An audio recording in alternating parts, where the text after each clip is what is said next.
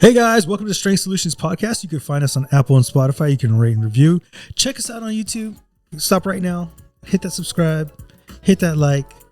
Leave that good comment about my bald head, and we're good to go. Then we have strengthsolutionspodcast.com. There's free blogs, free guides, and programs for purchase. Email strengthsolutionspodcasts@gmail.com. Social media, Facebook, TikTok, and Instagram. Strength Solutions Podcast. I'm Strength Solutions Edwin. I'm Strength Solutions Nathaniel. Okay, so we're going to have another week where we change the format. Oh, yeah. And we're going to talk about, it's the beginning of the year, so Happy New Year, guys. Happy New Year, everybody. And we're going to talk about if you're new or intermediate lifter or advanced lifter, how can you improve this year? Very good. You know, and so a lot of our content is towards beginners a lot of times. So we're going to spend more time there versus the intermediate and advanced lifter. But we'll start with the fitness portion first. Beginners, what can you do if you're starting at zero? I know that we have a lot of programs like Newcomer, things like that, where starting just with your mobility, right? Getting in tune with your body, starting to connect, things like that, especially if you're starting from zero, man. I've seen a lot of people who either come in personal training or even when I was working at the physical therapy clinic, and it's like, dude, some people have no idea even how to begin to move their body. Correct, Yeah. And I would imagine that a majority of people who are starting out are going to feel like that. And then if you're going to the gym and things like that, I think that's why people tend to kind of go toward machines, things like that, Correct. because they're a little easier, which I think honestly is actually another good point to make. It's okay to start with those, right? To start getting in connections, even just feel comfortable moving your body, right? Feeling a little stronger, feeling a little better. Now, the time frame in which you should work out is 7 days a week. No, I'm just kidding. 365, 24/7. Is okay. If you can handle 1 day a week for an hour, start there. But there's other options too. Maybe you do 15 minutes a day. Yeah. Maybe you do 4 30-minute sessions, which is what Newcomer is. You know, so you could pick and choose how do you want to develop your program. Yeah. The problem is a lot of people go from 0 to 100 real fast. Go from 0 to 10. Start getting good at 10. Maybe it's March. Now we're going to 25. Yeah. And then get good at 25. Now we're in the summer. You're at halfway. You're at like 50%. Now you're doing like 4 or 5 days a week, maybe 45 minutes each. And you're getting great results already. I think also understanding that you're going to have to make adjustments, right, throughout as the months go on, stuff like that. You might try something at the beginning and just realize that it doesn't really work, and then you might have to try something else. But I think the point here is that you have to find out what's going to work for you specifically, right? Yeah. You could do programs, you could even do Newcomer, right? And maybe those 4 times a week at 30 minutes doesn't work, right? And you're going to have to sort of adjust that. So if you are taking on a program or something, or you're just making it up on your own, just make sure that you always, how do I say it? Like, make it easy enough, right, to where you're going to actually be able to do it. And anything on top of that is bonus extra, right? But try and make it to where you can be as consistent as possible for the longest period of time. Yeah, I think the important part of Newcomer is, and I think you said it very well at the beginning, is connection. Right. Connection. Okay. At this point, if you're an intermediate lifter, you're probably somewhat connected to the way your body moves. This is where something like Amplify or Magnify does really well. Right. And but Amplify is 3 days a week at a full pretty much hour. Magnify is 3 days a week with in-between work on the other days. And this is where maybe you're working 2 to 3 days a week, but you don't have an exact program to follow. Right. Or an exact route to go. This is where it would help you to follow one of the programs. And I think it's super important to, like, if you haven't been on a structured program before and you kind of just go into the gym and do a little bit of this, a little bit of that, you know, whatever you feel like doing that day, or maybe you've made a program for yourself, but the gains aren't really coming as well as you have thought they would be. Having a structured program, I know, made a huge difference for me when I first started working out, right? Beforehand, I kind of did that. I kind of was like, I'm going to get on this machine and do this much weight and do whatever. And then you introduced me to like a structured program, you know, and it was like, oh shit, this definitely matters. Yeah. You know? And having some sort of structure for it, some sort of progression, right? To make sure that you're always progressing to, you're not doing the same workouts for 6 months, you know, on end, same rep ranges, never changing your weights, things like that. Just helps to have a guideline of what you're doing to make sure that you are making strides toward the goal and not just spinning your wheels. Yeah, I think this is the difference between intermediate and advanced lifters, is having that structured program. When you become advanced, yes, you can go off the structure because you understand yourself more. But a lot of times, even when, let's say I'm running amplified, well, my squat is not going as deep. Maybe I put the calf raises at the beginning and I change it. And then you could play around with the structure of the program to understand how program works for you at the end of the day. And this is the experimental phase right there in that intermediate. And I would argue most lifters are at this point. Yeah. And also to make sure that you are working on things that are your weak points, right? Like you said, if I'm having trouble in my depth in my squat, okay, I know how to take this program and kind of adapt it to what I know for a fact that I'm weak at, right? For the beginner, they might just be kind of weak at everything, or they may not know what the issue is, right? And so you just kind of, like we said, getting in tune. But I like where you're going with it, where you're saying that as you progress, and most people are kind of at that point where they might be able to start to kind of figure out, like, man, I know I have trouble with my deadlift, right? How can I adjust these things, or start focusing on my bench press? And you don't always have to follow it to like a rigorous standard of what the program says. Yeah. And then you have the advanced lifter. How do we make your fitness even better? Right. Add a shitload of volume. No, I'm just kidding. This is where I think the biggest mistake advanced lifters make, I'm guilty of it, is adding too much. Learning just to add one thing. Yeah. Or let's say I want to get my shoulders better. Maybe I add volume to my shoulders, but I take the volume away about maybe on my back a little bit. Right. Yeah. So learning how to manage your volume is quite important at this level.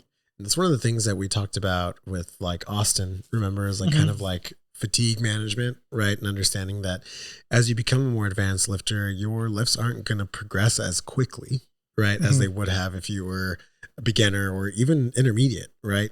Your lifts are going to kind of slow down, and you might have to focus, like you said, on certain things if I really want this one to grow. Now, that doesn't mean totally eliminate the back work, right? Or anything like that. But certain things kind of have to take a back burner, especially if you're starting to push really, really heavy weights, or you're getting into those ranges where you're at a limit type thing, right? You just have to manage that fatigue because you're doing a lot. You know, you're doing a lot and you're really trying to push and get better, and you have to manage that fatigue pretty well. Yeah, I'll give you a perfect example of this. This Sunday, I was supposed to go with my father to the gym. Okay. He was supposed to wake up at a certain time, but he didn't. Okay. And I was actually quite thankful for it. Okay. Because I was like, maybe my body needs the rest from all the volume that I've been doing. Also, we're not eating as well because it's the holidays. Tell me about it. Right. And so we're enjoying the holidays as well. And I think it's important. Sometimes you just got to take that day off. Yeah. And a day off may not be just like getting off the weights, but you get off the weights and maybe go for a hike. Maybe go walking, or you do lift weights and you go super, super light. You're just getting blood flow. So maybe we're at like 50% of our max, 50% of our effort, and we're just working on recovering the body. I reposted something on my Instagram story today. No reposting. About resting, and it was like, resting isn't being lazy; it's strategic, right? You're making sure that you're preparing yourself for future at hand, your goals that are coming soon, right? I would even argue that for most maybe advanced lifters during this time of the month is a good time to maybe take a deload week, right? And get ready and prepare yourself for the coming weeks and all of the goals that you have and things like that. Maybe even taking a few weeks off at the beginning of the year, you know, to stay away from the crowds, right? So that you can kind of just focus on your rest and recovery, and then come in when things maybe settle down a little bit more. You don't have to fight for pieces of equipment or things like that. It's good. You know, rest is important. And I think it's a part of training that we don't really think of as training, but it has just as much of an important part, if not maybe even a more important part, right, than just being in the gym and moving weights. Yeah, I think an important part is that recovery. So I've been in a heavy cycle since November, and I'm going to drop that in January. Okay. It's going to be more rep range, high rep ranges, a lot more cardio, a lot more endurance work, and allow my body to recover for a longer period of time. Yeah. So I'm going to hit January like that. And then I can go back to being heavy, maybe the middle of February. Take about 6 weeks off of heavy work. And I think that's also important too, talking to the advanced lifters, is to, when you get more in tune with your body, right, you can kind of tell. Right, you're like, okay, I think I'm done with this. Like I think I need a little bit of a break. Like I was lifting pretty heavy during sort of the middle of the year, took a big break off where I was just like, all right, I need a deload, and I took maybe like a week, maybe even 2, adjusted my programming, and then came back into it towards the end of the year because I knew we were going to be in a surplus and stuff like that. And I was like, all right, this is probably a pretty good time to get back to it, lots of vacations and breaks so I could rest a little bit more. So it just kind of worked out for me, right? Doing it that way. But yeah, I think it's super important to make sure that you are listening to yourself, adapting to the situations, the time of the year, things like that. So yeah, I think it's all pretty good. Funny that you were talking about doing cardio. So I bought a basketball recently, and we have a little basketball. Oh, you know what that looks like? Yeah, I know you. I do. Yeah. Oh, wow. It's like I'm bouncing a baseball. I bought one, and I was outside with my daughter the other day, and we were like shooting the ball around and stuff like that. And, just going off on a tangent here, but she's one that I would say like gives up pretty easily. But it's funny because I think she's going to be someone who's driven by competition. Because we were outside shooting the ball around, and I was like, oh, we'll take turns, like I'll shoot and then you shoot and see who gets the most points or whatever.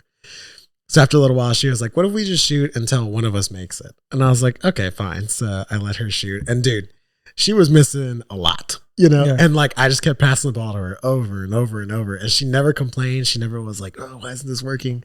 Until she finally made it. So funny because she shoots it in, and I was like, whoa, great job. She was like, God. Yes. Like you could tell that she was like, damn it, that took forever. But I was like, wow, I'm really impressed that she didn't just like drop the ball and give up, That's but good.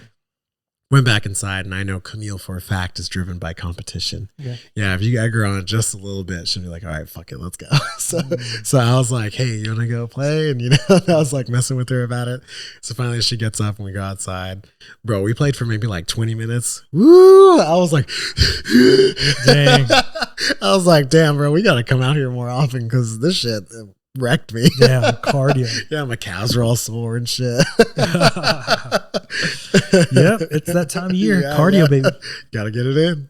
Probably best time because it's the beginning of the year, so you don't need weights. Yeah. I may take those 2 weeks, I was talking about. So the next thing is, let's go from a beginner to an advanced lifter nutritionally. And so for a beginner, and this is going to seamlessly work really well because if you're a beginner, you really just need to focus protein, calories, and water. It's that simple. Yeah. Don't even, until you get those down, don't even try to worry about your carbs or your fat. Yeah, those things will just come with time. If you can just focus on getting those in. And, we often talk about too, how it's easier to sort of add things in to a diet than it is to remove them. Right. Like you said, people go 0 to 100, man. First of the year, I'm going to throw everything out, and worst thing I'm going to, I'm cleaning up and I'm not doing this anymore and blah, blah, blah. I think it's good. I think it's good energy, right? It's motivating. And you're like, all or nothing, baby. Yes. But then you go into the all or nothing thing, and we know how that's pretty much just setting yourself up for failure. It's nothing. Yeah, it's truly nothing. So just focusing on just adding in more protein. So many people are under proteined, and it's funny talking to clients and stuff like that and asking them, I'll just be like, hey, what'd you eat yesterday? Just give me a normal day where you weren't prepared, you weren't trying to prove anything, and I'm like, all right, so you had 30 grams of protein yesterday, and I'm like, I don't even know. Yeah, we got to make some changes here. So just starting and focusing on that is hard enough, I think, for most people. It's funny because a lot of people go on Ozempic, and the first thing doctors say, make sure you hit your protein target. You should be doing that regardless, whether you're on Ozempic or not. Very true. Yeah. And if you start there, that is like 90% of the puzzle. The next part of the puzzle is getting enough fiber. This is for my intermediate people. Fiber intake and being consistent on your weekends. And the reason I say the weekends is people do well Monday through Friday. Then the weekend hits. Fucking shoot yourself in the shred. Yeah. Yeah.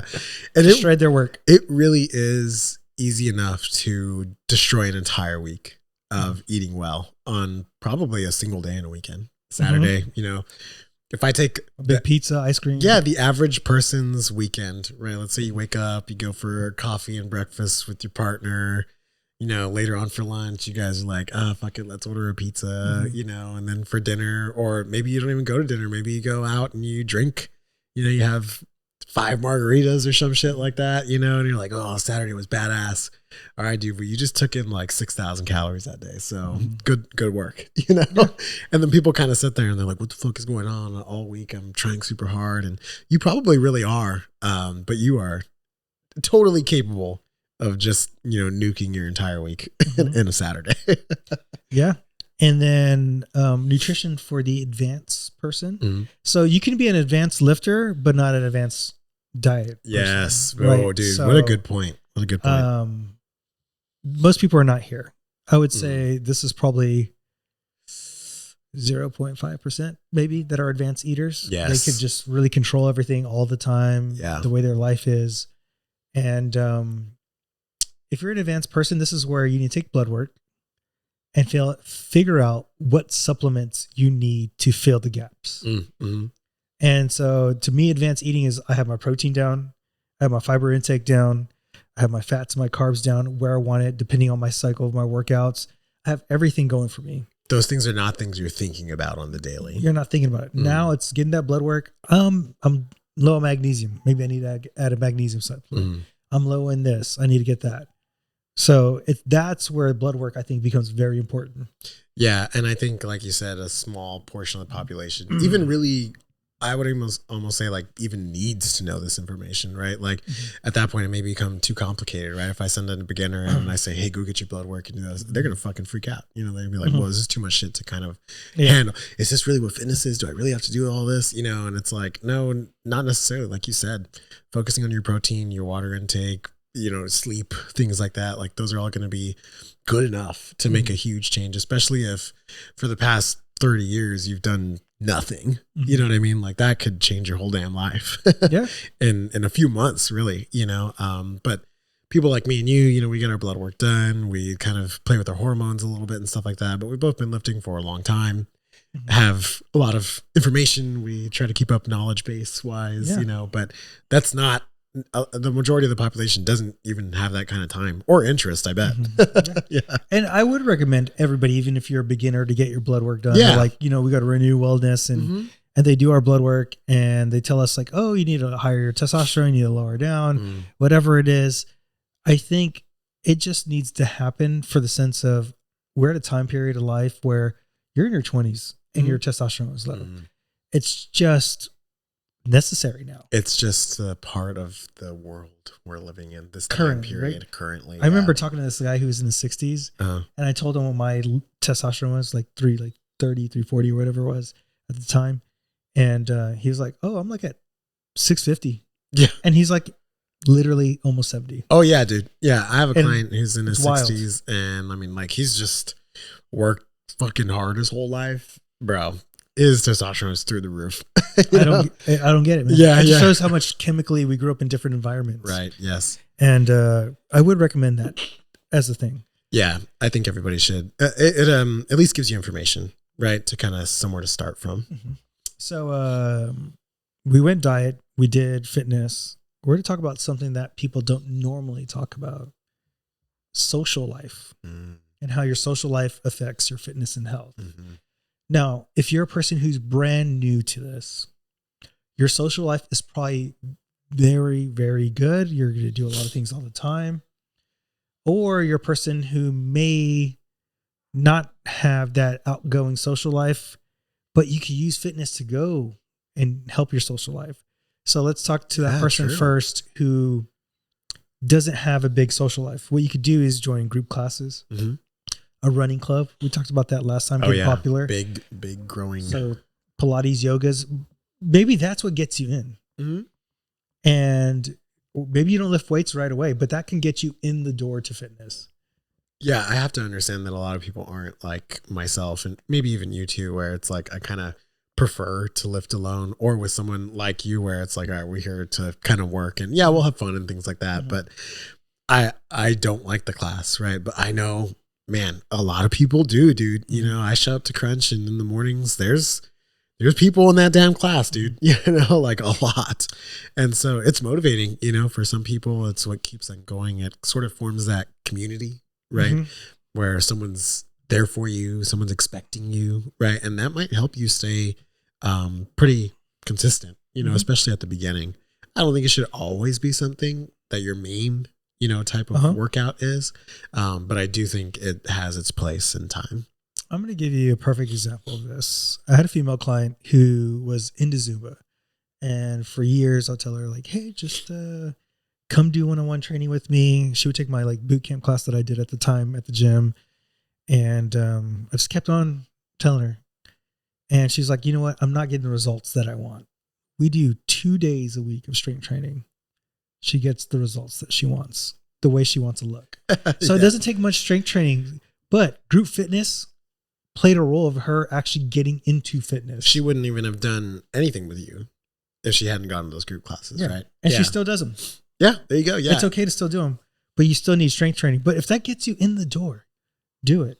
Yeah. And if that gets you the friends, because I would also imagine that a lot of the people in the group classes also probably go to the gym on their own, right? And do things there as well, especially if they've been there for a long time or something like that. They might just do the class because it's fun, like you said. It can help you with accountability too. Yeah. And so those people might kind of be your segue, right, into going and resistance training with them. Hey, you know, I'm going to work out on my own on Sunday. You want to come? And then you're like, well, I already know this person. I'm pretty comfortable already. You know, I've made some friends. I feel more confident in the gym because I know that's a huge portion of it too, right? A lot of people have that gym anxiety, especially if you've never been to a gym and you're a beginner, right? The people that we're talking to right now. And so I think it's a good introduction.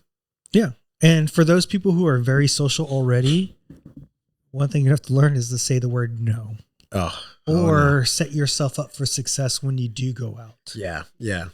I think that's your difficulty. Your difficulty is going to be using that word no, or I don't want alcohol right now, or I go eat a meal before I go out to dinner with friends so that maybe I'll have like an appetizer or something small, but it's learning to structure and plan your things around. Yeah. Not saying you can't go out, not saying you have to give up everything, but you're going to have to pick and choose and plan when it's okay for you and when it's not. When do you want to hit this goal hard?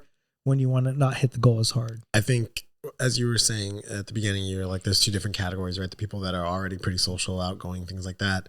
The people who aren't. And I think that there's like maybe a third category in there somewhere where people socially maybe don't have a supportive like group, you know, like a friend group. Yeah, a supportive friend group, right? I mean, I've talked to many people that have that situation or overheard conversations or been told, you know, things that people have gone through where maybe partners aren't super supportive or friend groups aren't super supportive. And I think that as a beginner, right, you maybe don't have a friend group that maybe prioritizes fitness, right? Especially if you don't really work out, maybe most of the group doesn't. And it might be kind of hard, you know, for them to understand that, like you said, you know, I'm going to say no sometimes to certain things. And, you know, take that time to sort of understand like, okay, maybe I need to pull away from this group a little bit. Maybe they can be my fun group that I go and hang out with all the time, but maybe I need a group that's supportive or, like we said, finding those group classes to at least supplement yourself, right? With a group that's going to encourage you so that, you know, when you are hitting those times where it's like, oh man, people aren't maybe understanding or things like that, like you still have that group that's going to help push you through. Cause I would imagine that a lot of people will go through stuff like that. Yeah. And I think that's a big part of it. The next part is sleep hygiene. So there's a group of people who think they can't go to sleep and it's because they're just night owls and stuff like that. Studies will show, yes, there is a gap between people who can go to sleep at this time versus that time. Okay. Evolutionary wise, it's not that big of a gap like people make it seem. And it's because you got to think about, there was a group that had to wake up early because there was animals. We weren't in these houses or safe areas. Super safe, yeah. Right. So there needed to be a group that wake up early and there needed to be a group that stayed very late. Now, the problem is in today's society is people stay up too long because of certain things. Perfect example, light is shining in our face right now, right? At night, if I'm looking at light, it's going to keep me up. That wasn't normal back then. A lot of people would fall asleep because there's no light.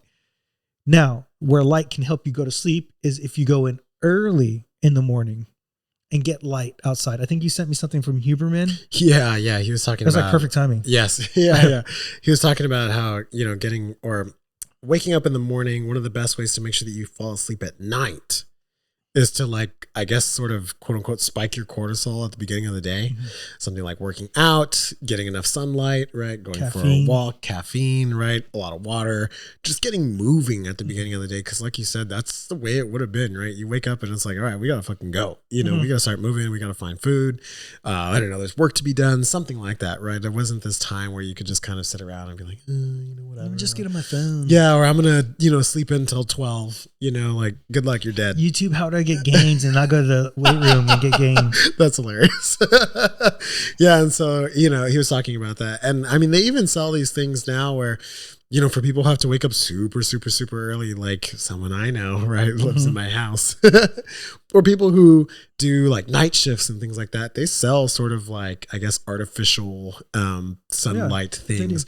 And I think that that's actually a pretty good tool to have if that is just your lifestyle, right? That is just the job you have, that is just the career path you have, or I don't know, some sort of aspect of your environment keeps you, waking up at the early hours of the morning.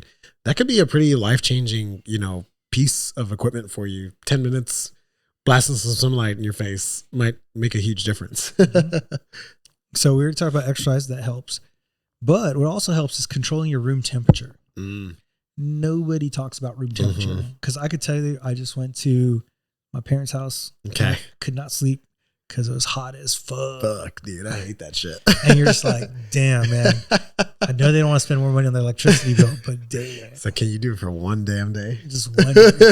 So getting a cool, probably under 70 for most people, will help you sleep a lot better. Yeah. I think that's kind of like the average temperature, right? Go to 65 to 70. Yeah. Which is, I think for some people, they're like, that's super cold. What's funny is throughout the winter, we've had a pretty mild winter here in San Antonio. We like really haven't had our heater on at all. And like the house yet, right? Yeah. We're not, Next in week we're not in the heat or I guess I should say the cool of winter yet. Right. But it's like, the house has stayed around like 69, 65, and at night it stays Get around the fan running right now. Yeah, I'll put the fan on sometimes and stuff, and it's like that's enough, and it stays pretty comfortable in the house. And so for me, that works pretty well. You ask my girlfriend, she'll be like, "I'm living in a refrigerator." Tough luck. Put a blanket on. Yeah, that's what God made clothes. Yeah, you should try wearing. Don't walk around the house naked. Surprisingly, you wouldn't be cold. Who would have thought? Whoops. So temperature, sun, exercise. Now another thing you can do is take supplements like a magnesium at night to kind of help you facilitate sleep. Something that relaxes your body. We talked about other ones. We had a whole episode on this before. And magnesium glycinate is probably the very first one I tell people to try. Yep. Now, I feel like we should say that there's probably a group of the population that really does have problems with sleeping, right? And if you do, and you've tried all these things and you're like, dude, I already do the whole fucking sleep hygiene thing. I take a cocktail of supplements, and nothing's helping. A sleep study is good, right? Maybe you need a CPAP, right? Yeah, maybe you need a CPAP, right? Honestly, I've been kind of thinking about one of those. I was like, I wonder if it would help at all. I wish I could like demo it somehow or something. I bet there's got to be a way. They're so expensive for no reason. Yeah. And so, I'll use like the Breathe Right strips. That helps a lot too. We both have used those quite often. And, I think if you have a serious sleep issue, if you've really put in the work, sort of the same thing we talk about with like TRT and stuff like that. If you're not putting in the work to even try, then don't go do this, right? But you might need to go get a sleep study done, try and figure something out, because that's going to be a huge portion. And I think if you find that you're really trying your best to do all the other parts and you're still not seeing the results that you want, or you're still super tired all the time or something, I think then it's probably something worth looking into. Yeah. And then the last part is set up a sleep routine. What time do you turn off your lights? What time do you do this or that? I know you're pretty good about that, right? Yeah, that's my routine. Well, not the last week, but I could tell I was like aggravated. Like, angry. And then when I'm in parents' house, you like to leave fucking lights on. But I usually turn off my lights 7, 8 o'clock. My lights are going off. All I have is the TV on. I usually put comedy, something that relaxes my brain. Okay. And then I shower, get in the bed, kind of like just have a little bit of more of the TV to kind of relax my brain a little bit more. And then I turn everything off. There you go. But if you're a normal person out there, don't do everything. Figure out one at a time first. Just like we said about fitness and diet and social life, just one at a time. I think the take home here is that no matter what, really, right? Whether you're advanced, beginner, intermediate, somewhere in between those three, is just go slow, right? Don't go 0 to 100. Mm-hmm. Even, as you become more advanced, you probably understand this more. Mm-hmm. But like you said, 0 to 10, maybe even 0 to 5, right? If you can just do those small building blocks over a long period of time, it does add up. I know that we live in that sort of instant gratification time, right, where it's difficult to wait. Mm-hmm. It's worth it. It's worth doing it because I'd rather at the end of the year have built up a million different habits, right, than go all or nothing and end up with nothing. Yeah. I think at the end of the day, you should spend this first week planning how do you want to be successful this next year. And I think this step is skipped constantly. Like when I get a new client, the first thing I think of, what is the plan of action? What do I want to hit first? Like if I get someone who's an injury, what exercises do I see are more beneficial than other exercises for that individual? Yeah. I could throw the whole kitchen sink and be like, let's do this, this, and this. Sure. But what's most beneficial for this singular client? When do I need to use these things? And I think that's a big portion of figuring out what you really need. Yeah. Like you said too, and at the beginning, the individual aspect is what's going to be the most important, right? All of these things are important. I think everybody could strive to do all of them, but you're going to need to find out what you can do consistently, what's actually going to work for you, right? Don't start trying to sleep 8 hours a night. If you only sleep 4, right? It's the same thing. You're going to have to build that too. You're going to have to make adjustments to your environment, your life, your work schedule, your kids' schedule. And you're going to have to figure out what's going to work, because at the end of the day, if it doesn't work, it could be the best program, it could be the best sleep routine, the best supplements. It doesn't matter, if you're not doing what you need to. Yeah. So I want to end with some fun. Okay. And the fun's going to be talking about like things that we see in life right now that may be beneficial, may not be beneficial. Okay. But one thing I thought about last night, I was watching He's Just Not That Into You. Okay. Is this chick flick, right? A movie? It's a movie. Right? Okay. And it had like different scenarios, different stories of like, girls telling other girls that, I heard this story of this guy and he ended up marrying her even though he cheated on this person, and like giving women other stories. Okay. And relationships are so interesting to me. And I think I thought to myself at that moment, I was like, this is why I enjoy researching relationships and the way people are. Yeah. And I was like, people are the exception and people are the rule to things. Like, for example, Amanda was my exception, right? She got pregnant. She probably would have been a single mother, right? Yeah. And it just happened, and we were each other's exceptions. It worked out. It just happened to be. Right. Yeah. And there's no exact rule in life. And it made me think, like, this is why I like studying relationships, and men tend to do this, women tend to do that. Because even in the movie, they were talking about that. It's crazy that art has always said these things. Now TikTok has said this thing. Songs have said these things. And we don't listen in society. I think it's funny because I feel like we listen, and I'm under this is my, like, one of the things that I kind of have made something I believe. So I think everybody is aware of what their personal problem is, what their issue is. Do you really think? Because there's so funny because I feel like, so I think because we're hyper aware doesn't mean a lot of the other people are hyper aware. I tell this to Camille a lot, right? And she's always like, she disagrees with me a lot because she's like, nah, dude, I think some people straight up just don't know. I agree with her. Yeah, I think tell Camille she's right. Hell no. Hell no, bro. I'm gonna text her right now. No. I'm leaving this shit out. And so I think that deep down inside, it's somewhere in there, subconsciously. Yeah, you're aware of what the problem is. And I think it's just sometimes too hard for people to understand it or face it or something like that. I just can't. I don't think people are stupid, man. I just don't. And I just think that it's sometimes difficult to face the problem. I don't think people are stupid, but I think their brains have been manipulated. That's fair. You know what? So you were talking about that show the other day. Camille and I were watching the show that she saw on TikTok. It was like some clip or something like that of a reality show. So who knows? You know, most of it could be scripted or something like that. It honestly doesn't feel that way. It kind of does feel like a little genuine and maybe just be really good at it. I don't know. It's called Ultimatum. Have you heard of this? No. I know. Okay. I kind of understand where it's going. Okay. All right. So it's a group. I think it's like, I don't know, maybe 8-10 couples or something like that. And they go on this game show, quote unquote, right? And someone in that couple has given the other person an ultimatum. Like we're going to get married or I'm out. You know, we're gonna break up if you don't change this. Something, right? One of the, maybe it's the guy, maybe it's the girl.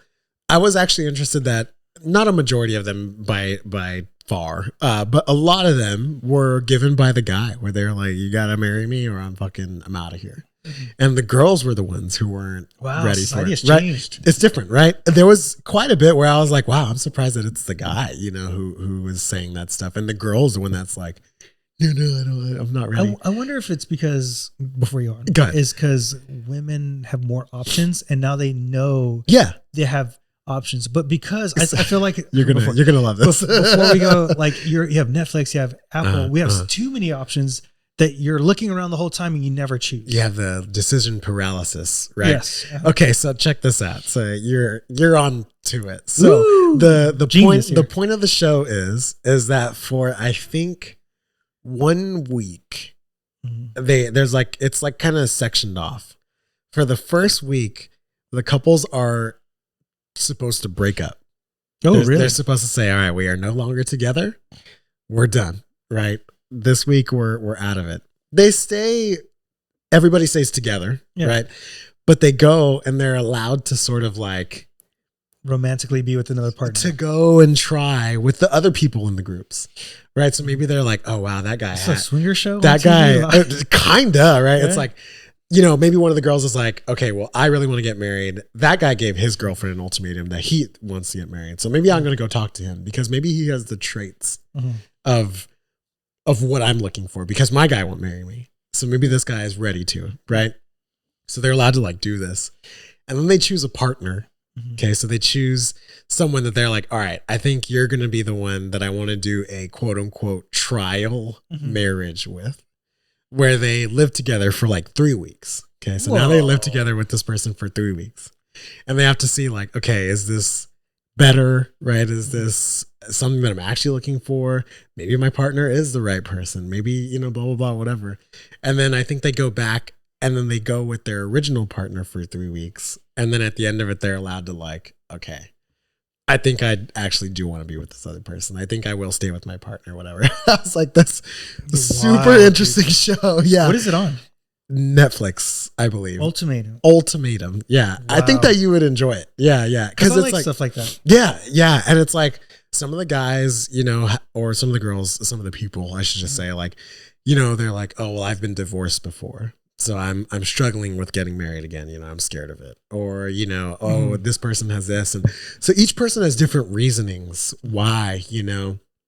And then you could even see it too, where they're just like, oh, dude, this person's been checked out of their relationship for a long time. Yeah. You know, they were just waiting for this opportunity to go do this stuff. So it's an interesting thing, and to see kind of like how their minds change, and or maybe they stay the same, right? Or some people can't handle seeing their partner with someone else. And I'm like, oh, well, then maybe you should fucking marry them. You know, like maybe that's telling, you know? That's a very telling thing.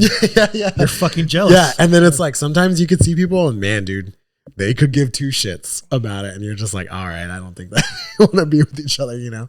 Or you could see that one partner's putting in way more effort than the other person. And it's really interesting to see it. And I think that it would appeal to you about how like each relationship is different. It has different dynamics, and there's no like overarching rules for relationships, right? Yeah. I think the one rule that I've come to conclusion for relationships, though, it should be as you are with each other a longer and longer time, it becomes easier.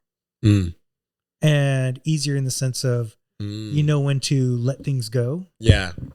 And you know when to like actually put your foot down. It definitely shouldn't become harder, right? Yeah. And you kind of know each other's boundaries better, and you know how to communicate better. That's interesting. I think early on in the relationship, agree with it's that. not as easy. Yeah.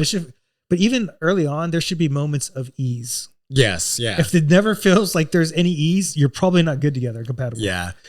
I saw this thing the other day and they were talking about how, what did they say? They were like, if you think fighting in a relationship is normal, then you're wrong. Like fighting in a relationship is not normal. And it kind of made me sit and think, and I was like, I fight every day. Shit. Yeah. I was like, damn. I want to fight right now. For no reason. Actually, this is pissing me off.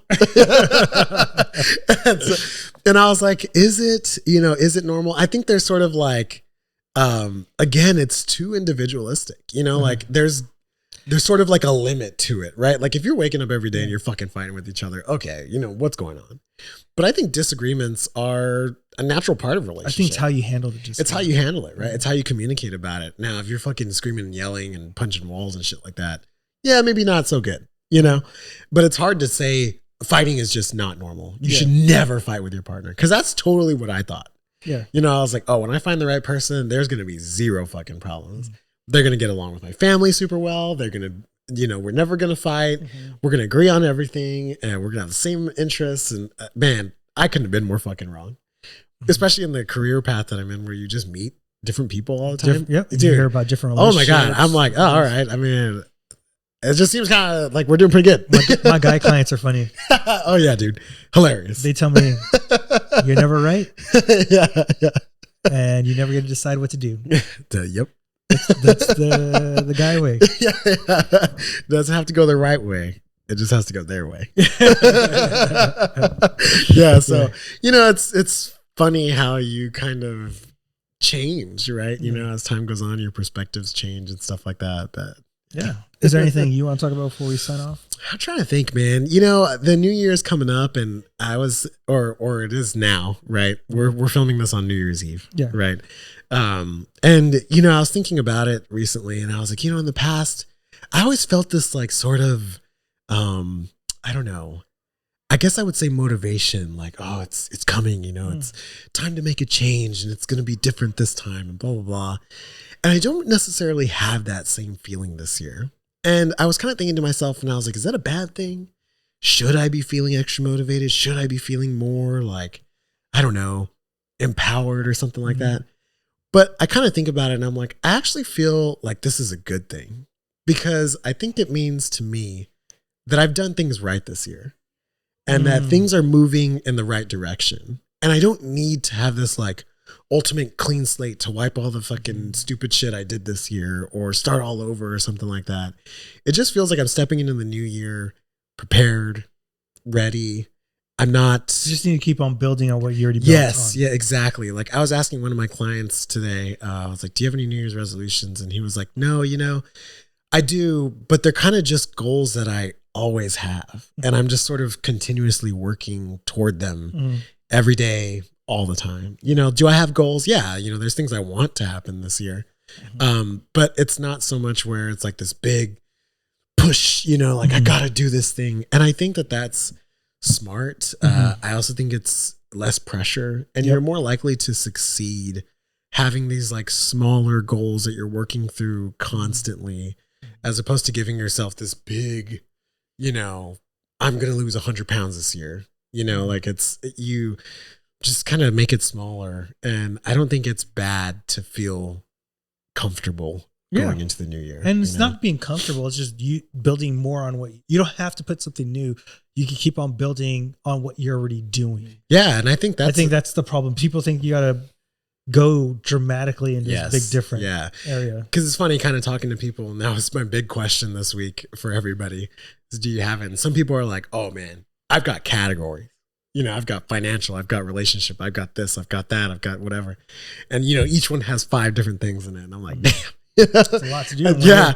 It's a lot of pressure, And then there's other people who are like, Yeah. You know, and I'm like, all right, there's a full spectrum here of what people are doing. And the categories thing could work for that one person. It could, you know, like I was like, wow, I like that idea. I've never really thought about it. But I bet if I gave it to somebody who was like, they'd probably be like, whoa, I don't want to do that. But anyway, y'all, Happy New Year, man. Happy New Year. If y'all like what we're doing, we're on Apple and Spotify. You can rate and review us. Check us out on YouTube. Leave a comment down below. Hit the subscribe. Our website is strengthsolutionspodcast.com. Free blogs, free guides, and programs for purchase. Then email us at strengthsolutionspodcast@gmail.com if you want to give us future fitness questions. Strength Solutions Podcast on Facebook, TikTok, and Instagram. On Instagram, I'm Strength Solutions Edwin. I'm Strength Solutions Nathaniel. Until next time, guys. What? Guys.